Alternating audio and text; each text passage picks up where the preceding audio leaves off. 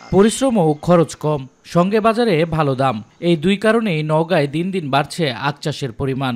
খরচের তুলনায় ৩ গুণ পর্যন্ত লাভ হওয়ায় কৃষকের আগ্রহ বাড়ছে প্রতি বছর। নওগাঁ সদর উপজেলার চক বালুভরা গ্রামের আখ চাষী রবিউল ইসলাম গত বছর থেকে নিজের ১.৫ বিঘা জমিতে ফিলিপাইন জাতের আখ চাষ করছেন তিনি। খরচ হয়েছে প্রায় ১,২০,০০০ টাকা, আর বিক্রিতে পেয়েছেন প্রায় ৩,৭৫,০০০ টাকা। সব মিলিয়ে লাভ 2,50,০০০ টাকারও বেশি। শুধু আখ নয়, একই জমিতে সাথী ফসল হিসেবে আলু ও শাকসবজি চাষ করেও অতিরিক্ত টাকা আয় করছেন তিনি ও এলাকার অন্যান্য চাষিরা। কুষার দেখেছি, কুষার খুব সুন্দর কুষার হয়েছে। এই কুষার এর নাম ফিলিপাইন জাত, এটা সচরাচর দেখা যায় না।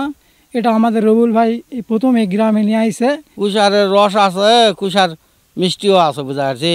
রবিউলের মতো অনেকে এখন আখ চাষে ঝুঁকছেন। অনুকূল আবহাওয়া, রোগবালাই কম থাকায় এবং উন্নত জাতের কারণে উৎপাদন ব্যয় কমেছে। অন্যদিকে চাহিদা বেশি থাকায় আখ বিক্রিতে মিলছে ভালো দাম। এক ধরনের শখ করে এই প্রজেক্টটা করছি। আমাদের এই এলাকায় মানে নওগাঁ অঞ্চলে খুব কম এই আবাদ হয়েছে।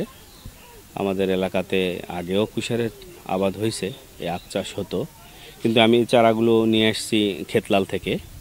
নিয়ে এসে দেখলাম বেশ ভালো। গত বছরের তুলনায় এবছর প্রায় ১৫ হেক্টর বেশি জমিতে আখ চাষ হয়েছে। এছাড়াও কৃষকেরা লাভবান হতে সাথী ফসল হিসেবে শাকসবজি চাষাবাদে পরামর্শ দিচ্ছে কৃষি বিভাগ।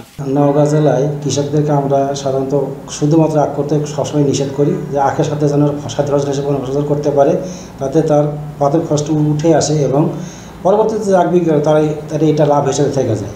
জেলায় এবছর ২১৫ হেক্টর জমিতে স্থায়ী ও উন্নত জাতের আখ চাষ হয়েছে, যা থেকে উৎপাদিত আখের বাজার মূল্য প্রায় ১৫ কোটি টাকারও বেশি। শামস তাবরিজ উচ্ছ্বাস, মাই টিভি নিউজ ডেস্ক।